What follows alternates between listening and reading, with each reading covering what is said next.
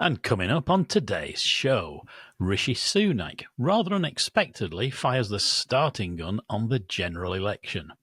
Are the railways about to enter a new era? Hitachi's new battery Class 802. We have an exclusive review of this groundbreaking train. Is Sir Richard Branson about to mount a Virgin Trains comeback on the West Coast Main Line, but this time as an open access operator? Southeastern Trains launches a major tender for brand new trains.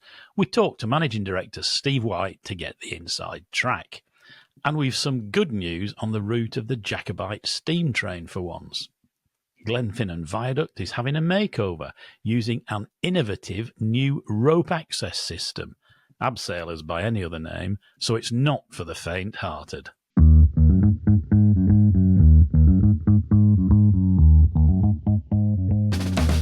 Hello, and welcome to Green Signals, your railway podcast from me, Nigel Harris, back in Lincolnshire after a week afloat on my canal boat, and me, Richard Banker.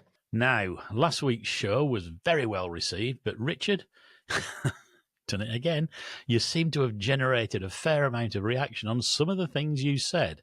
So how have you been upsetting people this time? Well, I did, Nigel. Whilst you were away, clearly that was what was going on. It seemed that one of the buttons I pressed this time related to domestic flights, and someone saying that I'd been captured by the agenda. I mean, it was all very mysterious. I'm not sure what that was, because we should be reducing all flights everywhere. Okay, but we had a number who took a different view. Some of which were actually printable, including this one from Bruce Knight, who said, "There's a climate emergency. Really? Where? Name one person who's been adversely affected by climate change as opposed to weather. This is an untested theory. So far, the only thing that has been proven is that net zero is bankrupting us all and will have zero effect on climate, here or globally. How are the Maldives? Is the Arctic ice free? Strange that." Oh, well, dear.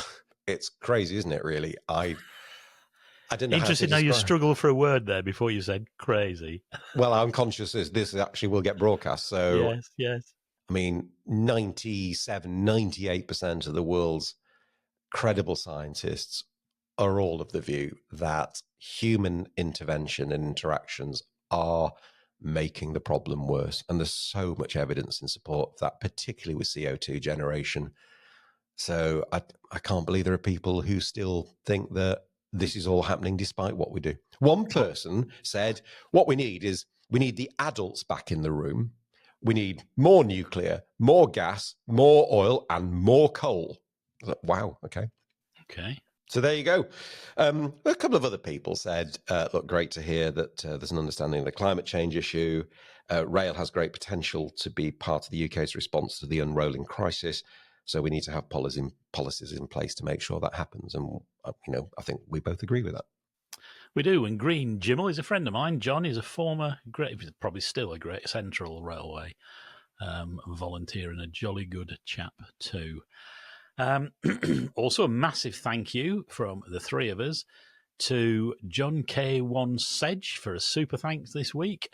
Thanks very much for your support, John. We'll always take the time to thank viewers personally for supporting us that way, and it is very humbling. So thank you very much for all of you that are doing that. So, shall we, for the first time, but I'm sure not the last over the next few months, Richard, use the words general election? Absolutely. And you're so right. This will be the first of many, many references. Yes, indeed. It's been called for July 4th, Independence Day in the US, of course. Were you surprised by the timing? I think I was. I was. We were being conditioned, I think, to expect something much later, but he's obviously decided to go now. And all I can deduce from the commentary is because some people are saying to him, because if you wait any longer, it'll be even worse. I think that's probably right. They've got the inflation figures about where they want them to be, wages going ahead of it, and it's probably going to be about as good as it gets. Quite a few folk chortled on X that it was, I think this was funny, that it was a bit rich for berating Labour for not having a plan and then getting caught in a downpour without a brolly. When he made the announcement, that was hysterical, and he did look a real drip. Not if you forgive me. Oh, very good. Yeah. And many of those who recall Tony Blair's campaign song in 1997 by Dee Ream, Richard, I'm sure you will as a Eurovision and music fan, all chorus that things can only get wetter, which I thought was a real cracker. I suppose it's only a time before somebody records a version of it, aren't they, to use with this stuff. Not the start that he would have wanted. But what do we think it'll mean for the railway, if anything? I think it'll mean some form of certainty. Well, certainty, there'll be clarity, won't there? I mean, I guess it depends on which vision of certainty you want as to what you think. I mean, personally, I'll go for the Louise Haig version of certainty, because I still think that plan, it is a plan. It's not fully formed yet. There's a lot of detail, but I think we still like the blend of vision and policy and pragmatism, I suppose, more than anything else. So the only thing I would say is that if people are out there kind of hoping for some magic money tap to be opened, if Labour win on anything really, but obviously just on the railways, because that's what we worry about here, I think they'll be very disappointed. I don't think it's going to be like that at all. I think it's going to be quite tough, but at least there's a plan and a sense that the railway is part of our future. And you do get the sense at the moment that this government don't. Some do, but overall they don't really believe that. And on the subject of clean, boring, safe and reliable, I had a bit of a trip round Northern yesterday, coming back from Burnley, and changed trains, and one was a new DMU, one an old one, but they were all clean and presentable and on time, and I thought it was a really good. I didn't bother trying to connect with the Wi-Fi, by the way, but I was quite impressed. What I wasn't impressed with was between Bradford Interchange and Leeds, the trains were being brushed by trees for significant parts of the way. The gang out there need to get out with the clippers. Excuse me. Well, as soon as the official manifestos, I'm turning to Sean Connery. Yeah, well, that's a very good manifestos. Sorry, that was a Sean Connery impression. No, do not do that again. Right, just do not do that again. The idea of me as Sean Connery. Sorry, I can't. I'll get on.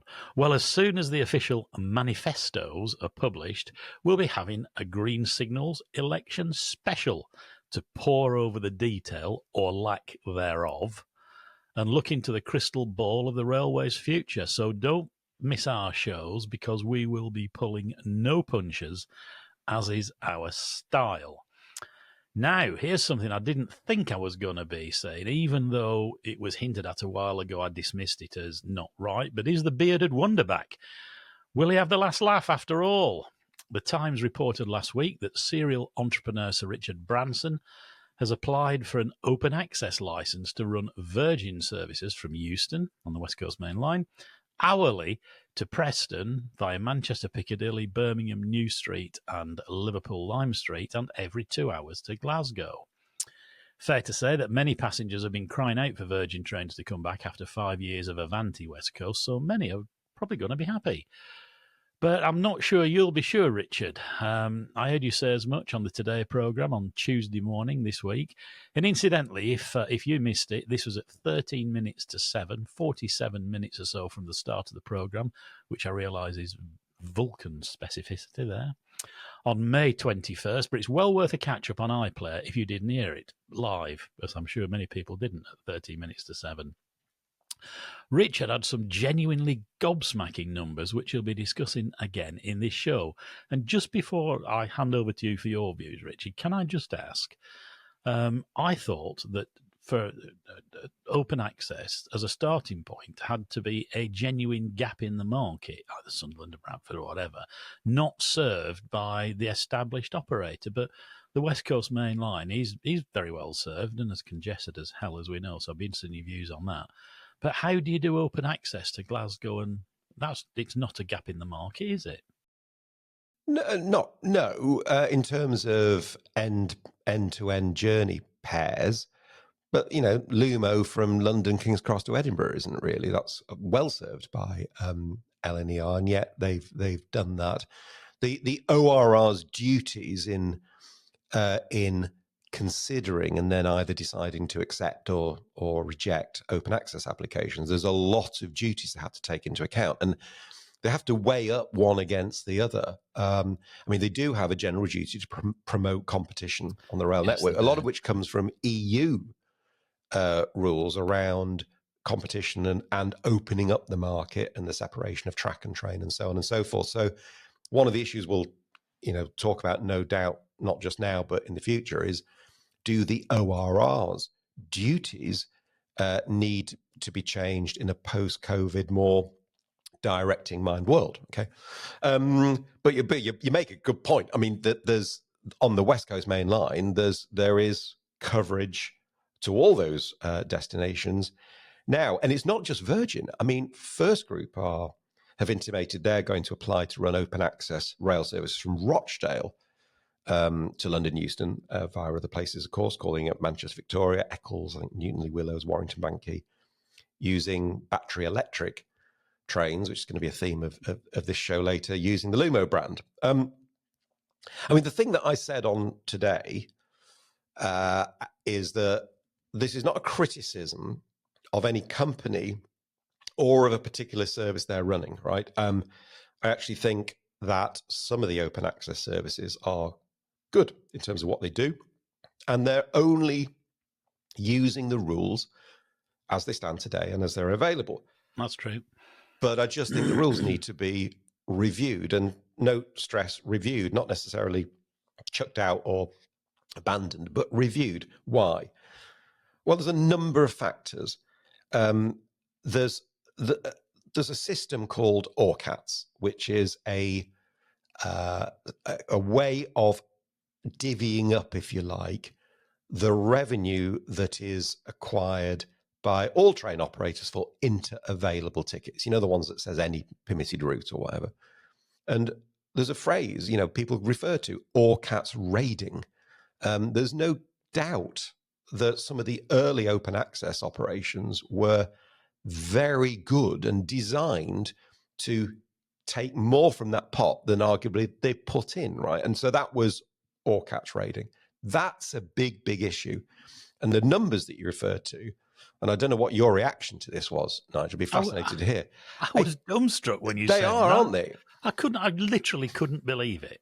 So if anybody's not aware what we're talking about, okay, when Grand Union, which is the open access operation from London to Stirling, which we've talked about before, made its application, the ORR looked at whether or not that service would be abstractive. It would take money from the existing operators under things like ORCATS. And it's a very subjective analysis because you're forecasting into the future. You're forecasting what you think these open access services are going to generate by providing new services and faster journeys and modal shift and all that kind of good stuff. Competition and choice and all that sort of thing. All of that. And the ORR, their central estimate was that Grand Union would generate £9.3 million of additional revenue and abstract in gross terms 24.4 million from existing operators, which is obviously going to be predominantly Avanti West Coast. That, and in a pre-COVID world, when private franchises took revenue risk, and you knew when you got your franchises, you were always at a risk of an open access operator getting the rights to come on the network. You took that risk, and the Treasury were like, yeah, whatever, that's your risk. It's not now. Now that comes out of the public purse. So the ORCATS issue is a big one, and the numbers are really quite incredible. And it is okay. And if you look at the ORR's judgment on Grand Union or any other one, you'll see that they have a thing called the Not Primarily Abstractive Test, NPA. And they say, we'll put the link on our website, they say that it's as long as the amount of extra money is at least 30 pence compared to for every pound that is abstracted, that's kind of okay. That's met the test. So ORCATs is a big issue. There's issues around performance and capacity. And we know on the West Coast, that's, both of those are a challenge. And getting more so, the more you put on, the more it becomes a problem. And then the other one is track access charges. This gets a little bit more complicated. It really gets a bit complicated, this. The argument was always that they didn't pay their way, and they didn't pay, they only paid variable track access charges. They didn't pay a fixed track access charge. Now that's changed. There's now a thing called the infrastructure cost charge, I think, ICC. But even then, it's phased in, so you don't pay any ICC for year 1 or year 2. And I think it's 25%, 50%. So it's year 5 before you pay the full ICC. And it doesn't always apply. It depends on whether any of the intermediate stations have, I think, at least 15 million passengers going through them a year. It's really complicated stuff. And all I said, and I genuinely do believe, is that needs reviewing, because in this world, as opposed to the one that we're talking about 20 years ago, pre-COVID, franchises, there's a serious risk of leakage from the taxpayer. Well, there is. But that comparison between 9.3 million and 24 million is, I'm sure lots of people will not be familiar with that. And of course, open access has its critics, of whom you are one, Richard, and you've been quite clear about your not being impressed with open access on this show, which made me prick my ears up when I heard you bumped into Martin Gilbert, the CEO of Lumo, the other day. What did he have to say? He was brilliant. I really do like him. He's just got so positive, so passionate, and it's, yes, for his business, but also for the railway in general. So that's always great to see. He makes some very good points. So he says, for instance, that because Lumo are now starting to are paying this ICC, this infrastructure cost charge, that actually that's become quite a significant number. And in comparison to other operators, it's a really significant number. He also tackled me on capacity use, because, I'd said the danger of the problem with things like Lumo, when they only got 5-car trains, that's a very potentially inefficient way of using a valuable thing called a path. And he said, especially on the West Coast main line, which they're talking about. Well, yeah, absolutely. But also on the East Coast main line. He but said, even more on the West Coast. Yeah. He said, we're running some 10-car trains now, so obviously 2 5s. And I'd run more, but there are power supply issues on the infrastructure north of Newcastle, which is also true. But he had some really good points. And I put it back to him that, but you're talking about you're not necessarily talking about open access generally. And then he made he said, well, I'd love to come on and talk about it. And Stephen and I were both able to, yes. Done. Absolutely. So we're going to invite Martin on to chat about open access from the perspective of a successful operator. And I think that will be a good discussion. 2 5s are not great, though, are they? I came back from Leeds on an LNER 2 5s Azumas yesterday, and I watched the train manager having a very hard job of explaining to a passenger that once it set off, you were in that part of the train, that it was 2 5-car sets that you couldn't walk between. And this passenger was, clearly didn't get it. And of course, you need double crews, don't you? So it's expensive for the operator. Well, it is, but then you kind of say, well, that's the operator's problem, isn't it? But look, what I liked about what he said, look, for every challenge, he said, I've kind of got a perspective and point of view from Lumo. Well, that's great. That, in a way, that's what this needs to be about. There's no right or wrong. There are perspectives and there are opinions and the views, and hopefully we'll all find the right solution through this. And the railway needs that sort of enthusiasm and bite and go-get-em and determination. That's absolutely true. We will overcome the problems. So good luck, Martin, and I look forward to appearing on the show. So let's do that sooner rather than later and get it organised. Right. Moving on to some really good news, and in a reversal of disappointment on Christmas days across the world, batteries are included. In this story, on May 24th, Hitachi, TransPennine Express and Angel trains announced a really exciting development in the world of battery electric EMUs for mainline services in the UK. Now, this could be a real game changer, not only reducing emissions and operating costs, but also having a big positive contribution to the cost of electrifying the network and to our need to decarbonise by 2050. In a Green Signals exclusive, Richard and Steph hit the road and went to the northeast to visit Hitachi's facility in Newton Aycliffe to find out more and to speak with Jim Bruin, Chief Director of Hitachi Rail UK and Ireland. Well, I'm delighted to be joined by Jim Bruin, Chief Director for Hitachi Rail UK and Ireland, I believe, as well. That's Is that correct. right? Jim, this is a bit we're going to talk about this, I think, this most extraordinary product that you've got being developed, but I'm not going to steal your thunder. What is it that we're actually stood next to here? So this is marks a £15.3 million R&D investment from Hitachi, and it's been a programme that's been running for about 2 years, where we're taking one of our generator units, our engines, off a TransPennine express train, and we're fitting that with state-of-the-art lithium-ion battery technology. So it's a really big programme of work. It's a large R&D.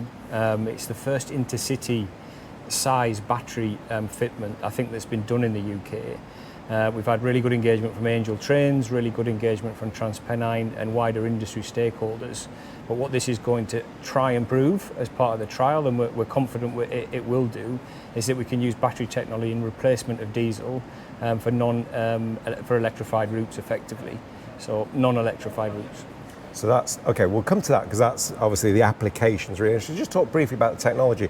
So I know there's quite a strong battery technology cluster here in the northeast. Yes. So is this very much a kind of a local partners working together to deliver this? Absolutely. It's around a local supply chain. So we engage with Turntide Technologies in Sunderland. They're an offshoot of Nissan, who did the Nissan Leaf technology effectively. And what we identified a few years back, that we were looking into this technology seriously. We looked for a local-based supplier who could support the development and the R&D. Turntide have been excellent throughout this process, but really what it gives is we're linking up with automotive R&D. Yeah. The volumes in rail aren't the same size as they are in automotive. So, but what this does is it allows us to tap into that pipeline of expertise around batteries. Obviously, this battery set is much bigger than it is on a Nissan Leaf. However, we're looking at how we paralleled up that technology to make it intercity rail size effectively. So, go on, give us a stat then. How many Nissan Leafs is this? I think it's 116, I'm told, but I'm not 100% accurate. Okay, but it's a big number, it's right? A huge it's fantastic. Number, yeah. So, okay, so that's a fantastic example of really Hitachi in the northeast working with partners in the northeast to deliver something that's really innovative. Let's just talk about the operational sort of delivery of this then. So we'll start with weight. Is there any weight penalty of this? No, the design is aligned to the weight of the GU, principally because GU being generator unit, right, the diesel unit. So it's aligned fundamentally because what we don't want to do is reset all of our homologation and approvals. So we're within a tolerance range of the weight that a generator unit, a diesel engine, would take on the underframe, such we've aligned the weights effectively. So what we're trying to do, and we've chosen TransPennines in particular because of the big hills, that will allow us to prove some charging and recharging, etc., on that specific route. And it will give us a view of what this can do on all of the other routes for the AT300, Class 800 train fleet. So that's the principal idea of what we're doing with regard the technology, how we're applying the weight to it. We're trying to optimise this so that it can be used as in a modular fashion on lots of other routes, using TransPennine and the weight reference being the same as the diesel engine. So that which piece is not going to impact on track access charges or damage to track and so forth. That's going to keep Network Rail happy. That's right. My understanding is that initially, because this is a 5-car set, so that's got 3 generator units in a 5-car set. So actually, briefly, it's going to be a tri-mode, isn't it? Because it's going to have the batteries and the diesels and the over. But that's not the long-term plan. The long-term plan for us, we want to get to net zero as a business. We want to drive good technical solutions that can help industry get to that place. So yeah, ideal situation is we can remove all of our diesel engines in the UK, but that will require discontinuous electrification. It will require a little bit more strategic thinking, because, for example, on Great Western, it's difficult to run all of the route on just batteries. The length is too far. What kind of range would this have? Roughly between 80 and 100 kilometres, we think, is the range, and obviously we're going to trial that and prove it with real tests. So that'll be the next step, but roughly between 80 and 100 kilometres. So for some specific routes, in particular Hull's of real interest, the train we have for Hull trains, that's interesting because it goes the majority of its route to Doncaster on electric, and then offshoots to Hull. So that's an interesting size of route to see whether electrification would even be required in that space. See, that's why this is so exciting. I'm sure there will be some people who say, no, we need the wires, it's kind of, we've been promised them. But actually, if you can reduce the cost of the infrastructure, you're looking at a total cost thing there, which makes this kind of investment then a lot more. That's it. There's difficult exciting. Places on the network. Yeah. It's some of the infrastructure is old. We have bridges, we have tunnels, etc. Why electrify them if battery technology can help reduce the overall cost or burden on electrification? It's a balance between them two things. But what we are clear on is the technology on the train can provide part of the answer, not necessarily all of it. And the tests and the trials, it is incredibly exciting. Our engineers are having a fabulous time doing what they're doing, because it really is pushing the boundaries of what the rail industry can produce, but not just on a metro or commuter. This is intercity. This is long distance railway. So the challenge is higher, it's much more interesting, and we're going to see some fantastic results, we hope. And in terms of performance again, so will this accelerate at the same rate? So it's brought, so in terms of sectional running times, there's no penalty there? No, they shouldn't. Well, that's part of the trial. That's part of the trial. It's part of the trial and test to see what the battery's actually capable of and what it can do. Certainly the train will be able to accelerate at the same rate. It's how long it can accelerate is more the answer. So the power should be the same, but it's whether it can carry on accelerating for the same amount of time. So we need to assess that, and that's part of the reason why we're doing the trial. And in terms of charging, do I understand that this will regenerate in terms of regenerative braking as well? Yes, you've got regen, you've got obviously the overhead power. It can charge off the overhead whilst in service? Yes, it can do that. Does that mean in theory then that 110 kilometre distance, that you can run it for actually could be longer depending on your en route? That's that's why charging. This is a trial based, and it's a big battery pack, but it is exciting. What we want to get to as a next step is look at how we modularise this. Right. So you can have smaller versions of this for different routes depending on what the requirements are, with more data and analytics. So having our trains now are sensors as much as they are carrying the general public from A to B. There's a lot of data on these trains that we're using to understand exactly what these trains can perform at, and optimising the battery and driver styles, etc. How we do battery as a service, managing energy management through, we can start to look at what the right modular approach is for different fleets, for our own fleets, etc., and roll this technology out more broadly. Yeah. So in terms of cost, so who's funded this then as a trial? So we put in 15.3 million of our own money. Angel Trains have contributed as well. TransPennine has supported with more in kind in terms of engineering support, etc., and operational sort of excellence around how the unit would be used. So it's a combination of ourselves largely supported by the asset owner in respect of this initial trial period. Which is brilliant, because that's not so government, you need to fund this. You've funded this. You've created a test bed, a showcase, and then hopefully, if this, and I'm sure it will be successful. I just think the concept of this is so good for intercity that government and other funders will look at this and go, this is kind of what we need to do. Let's hope so. That's what Hitachi are about. We want to drive technology skills into the industry and be a strategic sort of supporter for industry around the technology that we can bring from global references using local supply chain. So our strategy is all linked to this kind, because we have a local supply chain, we're using global references in our technology, and we're applying it to add value to the UK rail industry, and that's a real pleasing thing for me. We brought all of these component parts together, and we're going to do a great trial, hopefully a successful trial, and then we'll look at what the next steps are in terms of rolling the technology forward. So when do we get to see this out on the network, and where will we get to see it? Yeah, well, it will be on the TransPennine route Right. initially, but we'll look. It'll be a few months' time. Hopefully, you'll be seeing this in operation. Is it going into test service, or is it going into operational service? It's going into test service to start with, right? And then we'll consider the stages moving forward based on approvals. But we'll do it as you would imagine. We want to take that test slowly, make sure it's getting through the right right tests at the right time before we make decisions around next steps. How long do you reckon that kind of test phase will be? Is it a few months? Is it maybe initially a few months? But we're also looking and considering maybe extending the trial for longer, depending if we want to learn more from it.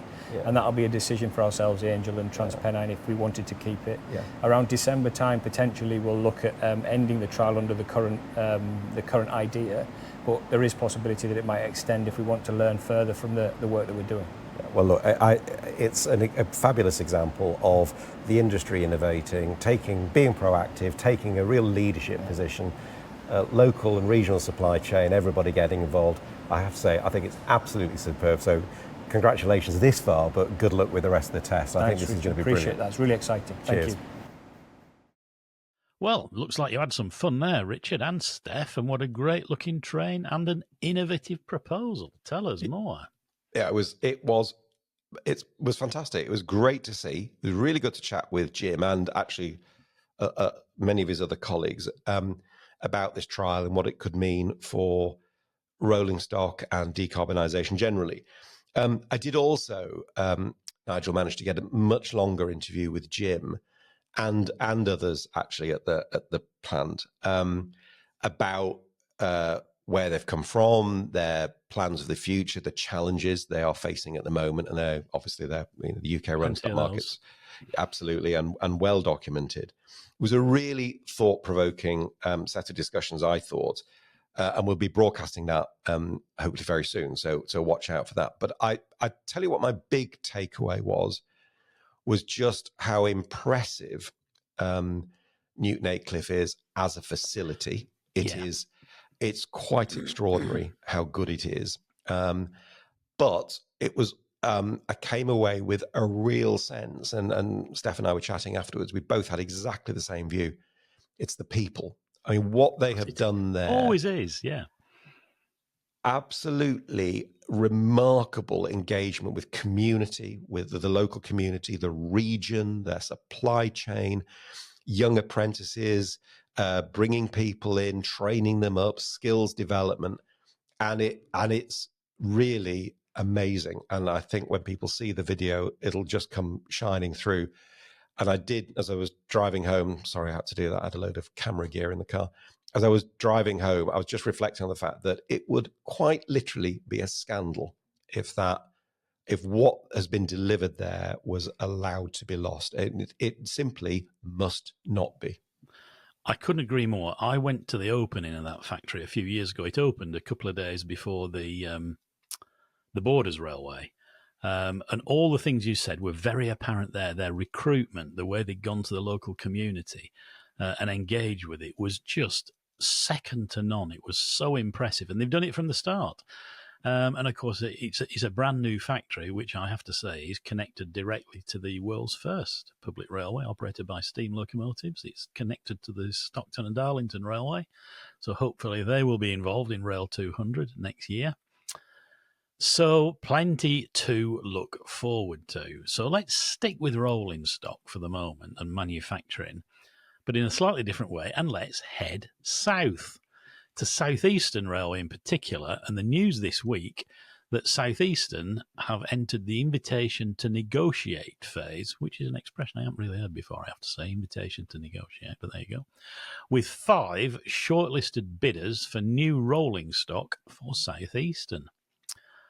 This could be a seriously big order if all the planets align and could provide some much-needed relief for the UK rolling stock market. Whilst I was enjoying, I was going to say a leisurely cruise on the canals of northern England, but going from Trentlock to Burnley in a week and 12-hour days, 128 locks, leisurely is not the word that really springs to mind. But Richard spoke with Steve White, Managing Director of Southeastern Trains, to get the inside track on this fascinating story. Well, I'm delighted to be joined by Steve White, Managing Director of Southeastern. Welcome to Green Signal, Steve. It's a pleasure to join you, Richard. Thank you for the invitation. Well, I was looking at your CV and your railway through and through. Obviously, a time at Gavir, at TfL, at Siemens, and at Eurostar, and of course now MD of one of the most complex bits of, I suppose, sort of commuter railway, but it's obviously more than that as well, and I'm sure you'll talk about that. So you had a big announcement last week. You announced that you're launching a procurement program, a tender, if you like, to replace all the trains on Southeastern. Now, the press release talked about 900 services would be affected. So how many vehicles are we talking about, and what's the kind of scope, the overall scope of this procurement? Yeah, well, it's a pivotal moment for us. We're particularly trying to regrow the Southeastern Metro network. We've got a simple timetable which is scalable. We formed an alliance with Network Rail to make the infrastructure better. We've got a big recruitment drive taking place, which you'll see more of next month. But the final piece of the jigsaw is to bring modern rolling stock to a metro operation. I talk about boldly going where other operators have actually already gone. And Metro in particular needs high performance fleet. So you're absolutely right. We've launched what is known as the invitations to negotiate to our shortlisted bidders to either give us brand new or modern rolling stock for the Southeastern Metro. Oh, that's interesting. We'll come back to that in a moment. Can you mention brand new or modern? So that's an interesting comment. But one of the things that you mentioned in the video where you talked about boldly going where others have gone before, which we'll put a link to the video on the site because it's really worth a watch. I know you're very keen on a sort of a whole system approach. This isn't just about buying trains. This is about doing something in a much more joined up way. Can you just explain what that is and how that actually works in practice? Yeah, absolutely. As you know, Southeastern and Network Rail Kent route got married on the 1st of October 2023. It wasn't a full ceremony. We kind of signed a prenup and we keep our own assets, but we are working in an alliance with a joint leadership team. We have a virtual profit and loss account. We do data sharing, and we are working together to take the right short-term and long-term decisions for this railway. So we have a new trains steering group, and on it sits the infrastructure director of Network Rail. And on our various subgroups, Network Rail are fully engaged. So we're trying to buy the right train for our customers, the right train for the railway as a system, and also the right train for the taxpayer. And to answer your earlier question, in terms of scale, we've said we're looking for a minimum of 350 vehicles. But if the proposition is the right one, we could scale that up to 640. So there's quite a range potentially available. Now, you said invitation to negotiate, and I wonder whether it's either a real difference or we're maybe talking semantics here, but often people hear about invitations to tender. So an opportunity for a supplier to read your specification and go, all right, I can build you one of them for this amount of money. So it does rather sound as if the final specification's not sort of battened down yet. So could you just kind of explain that? What do you mean by invitation to negotiate? And is the specification clear, or is it still to be decided? Yeah, that's a great question. So we are procuring under what's known as the Utilities Contract Regulations, and we're taking the route through that known as the negotiated procedure. But it's fair to say that we have created a significant amount of documentation. Our shortlisted bidders have received very detailed specifications. They've received very detailed draft contracts that if we engage with them, both from a manufacturer and from a maintenance point of view, this is what the contracts are going to look like. They've been involved very detailed prescriptive information on how we will evaluate bidders. So if I say to you that my team have created over 1,000 pages, you'll have a good understanding that this is actually very well specified in terms of what we need to do. Now, in a live procurement process, bidders will ask us clarification questions, we will answer them, and there can be some fine tuning. But substantially, we are being prescriptive about what we want and how it is to be delivered. So that's interesting, because you've got to be able to compare, apples and apples, or at least be able to compare bids fairly as part of that process. So that does make sense. One of the things that's in the specification, which I was a bit surprised by, because you talk in that video about an all-electric railway, was the provision of batteries. And you mentioned, because occasionally the power supply is lost, and so the batteries really help. They also had a fairly significant cost and weight penalty, though. So, I suppose being a bit blunt, would it not be better just to make sure the infrastructure didn't fail you and then avoid the penalty of having to carry them around? Yeah, that's a great question. So as a mechanical engineer, I understand the concept of not wanting to carry more weight than necessary.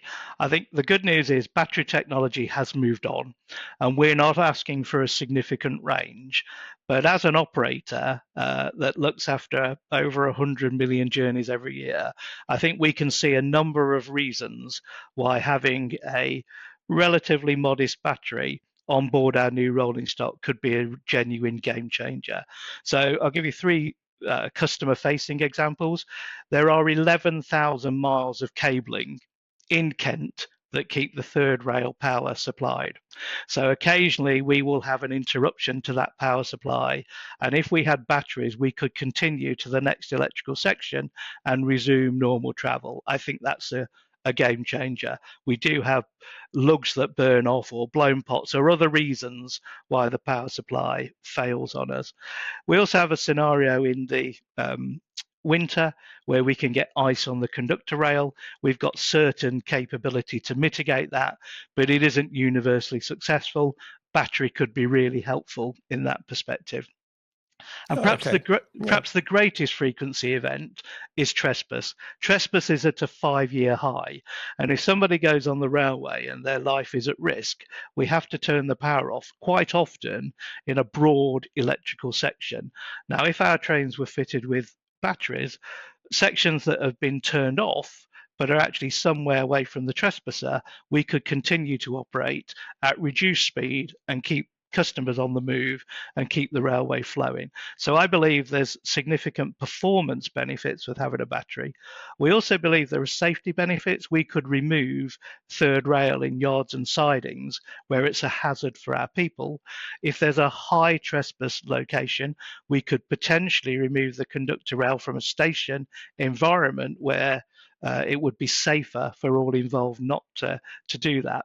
And as Network Rail plan their long-term renewal strategy, if you didn't need to renew third rail in depots and sidings, there would be some payback at that time. So from a whole system point of view, we're inviting bids which include batteries, and we'll see whether the case washes its face. But we're optimistic that it would be a good thing to do. So I'll scrap my next question, because you've actually just read my mind there. I was going to say, is there a benefit in depots and sidings? But you're way ahead of me.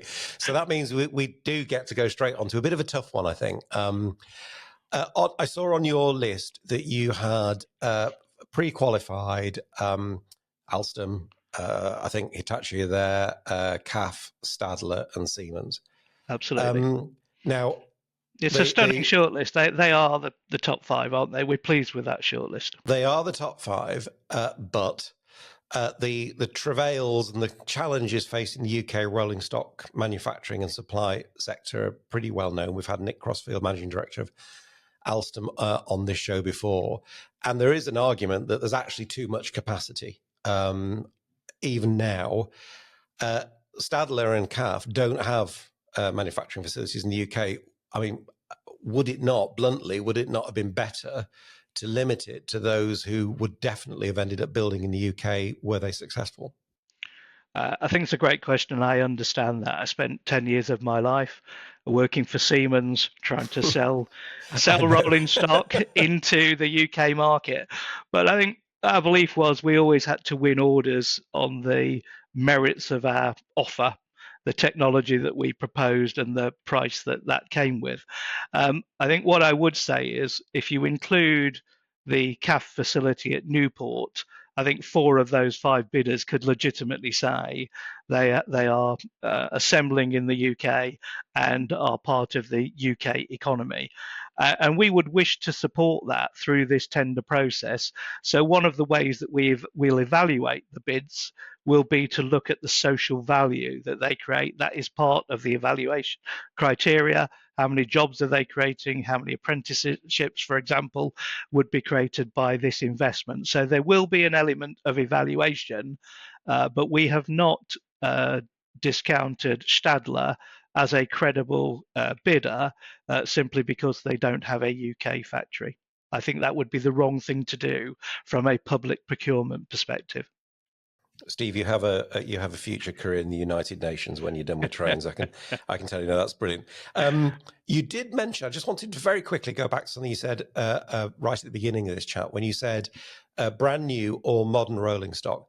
Now there is an argument over the past few years. We've kind of, as a country as a whole, we've sort of bought more than we really needed to. We're sort of ahead of that sort of long-term average. Does that suggest that cascade is a real possibility here? And what would that mean for your other big commitment in this, which was a big part of your video, which was level boarding?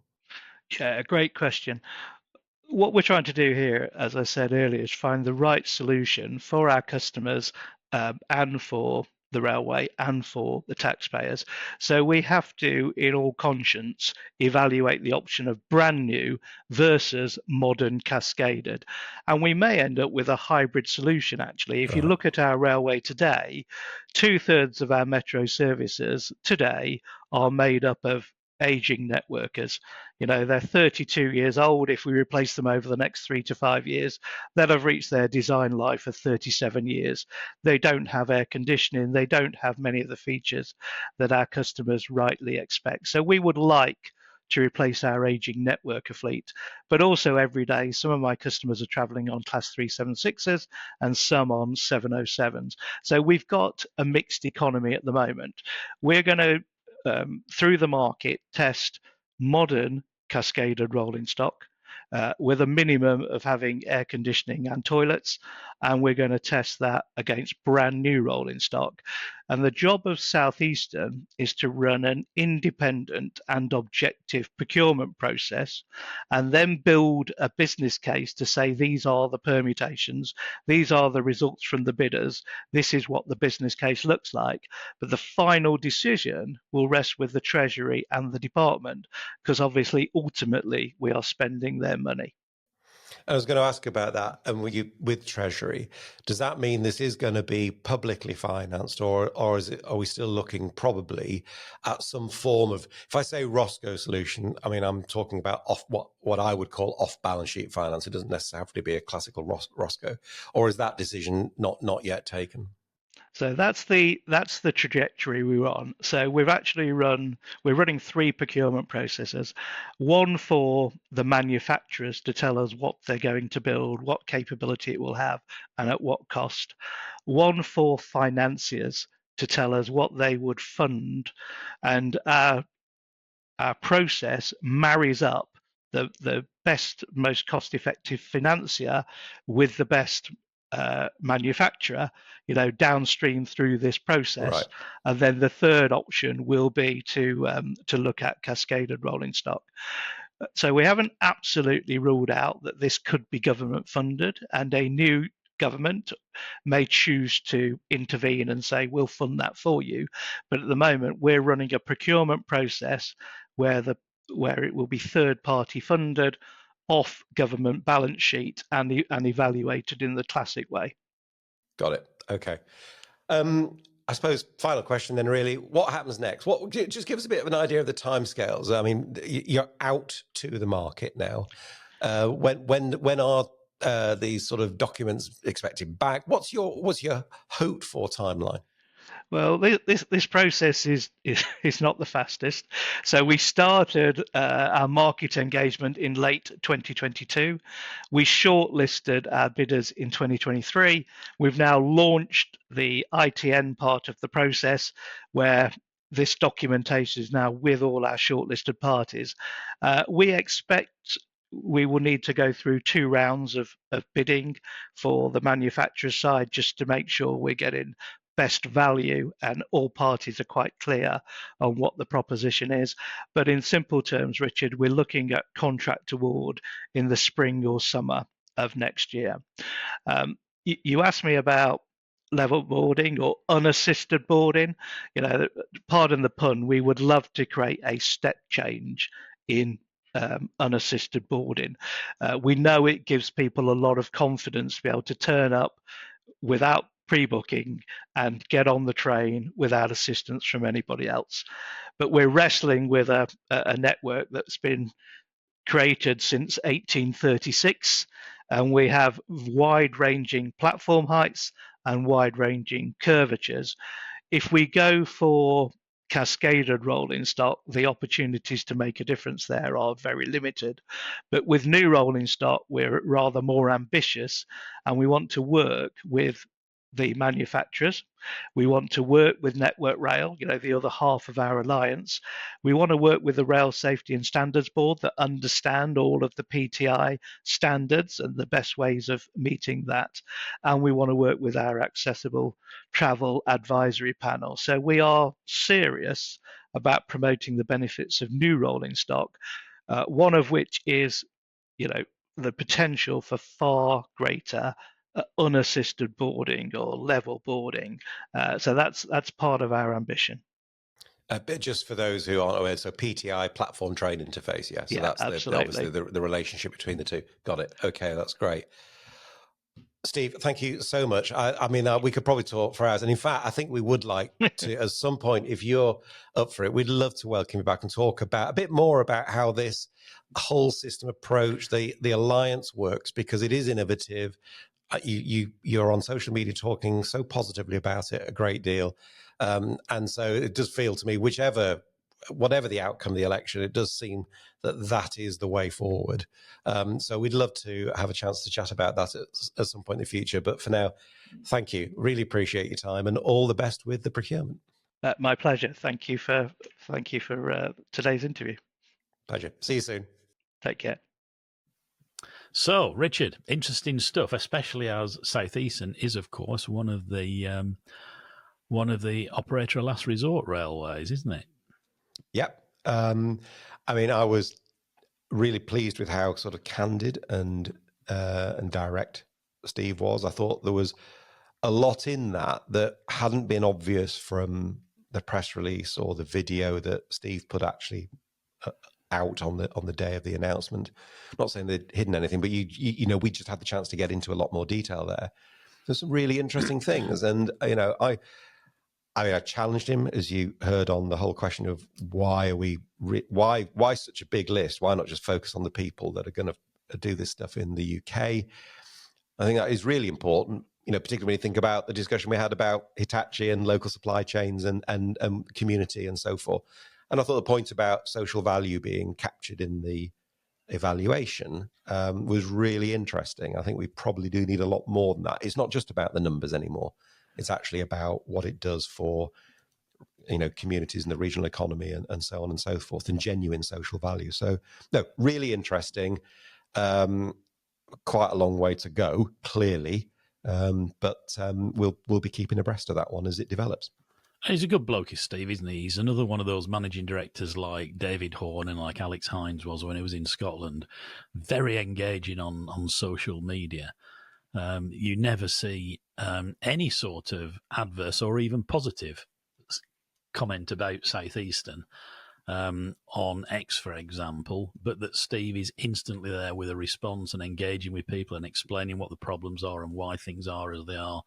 And I think that's greatly to his credit. Very difficult railway to run, but he's always very smiley, isn't he?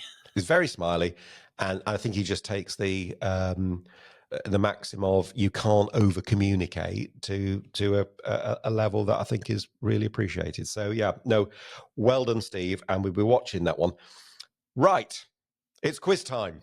I could do with a laugh. Are you going to say that every week?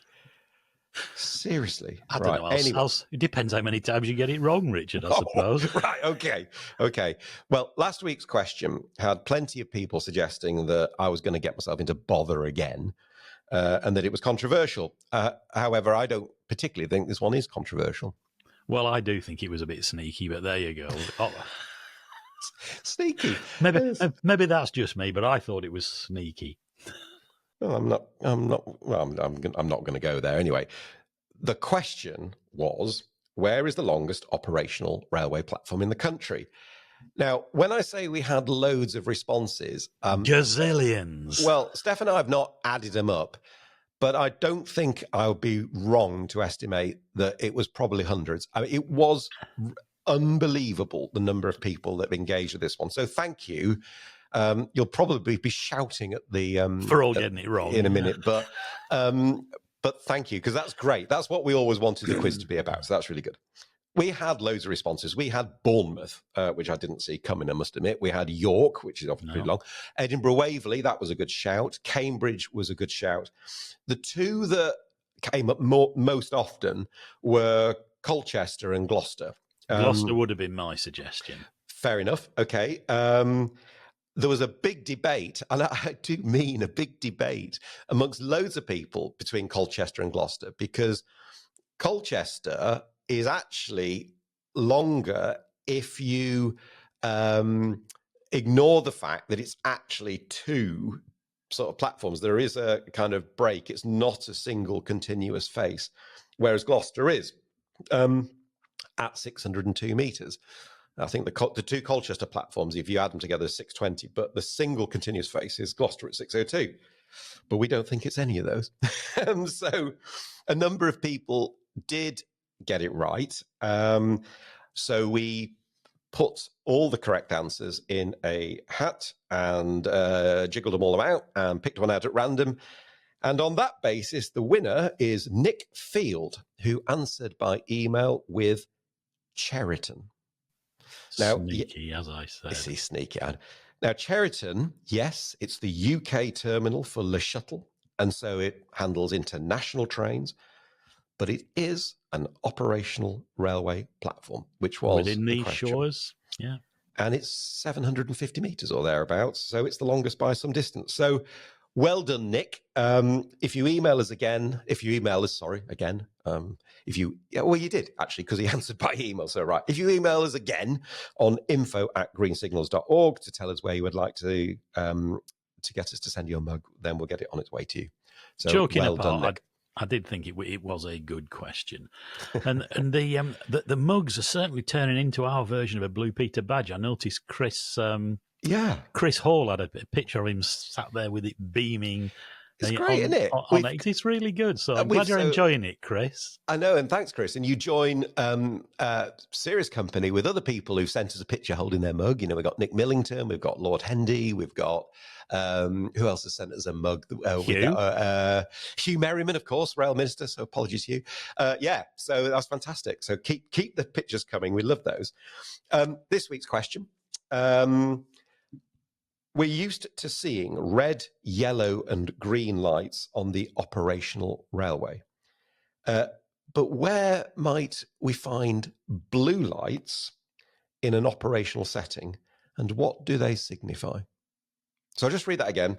We're used to seeing red, yellow, and green lights on the operational railway, but where might we find blue lights in an operational setting, and what do they signify? So if you think you know the answer to that, just drop us an email at info@greensignals.org or leave us a comment on YouTube.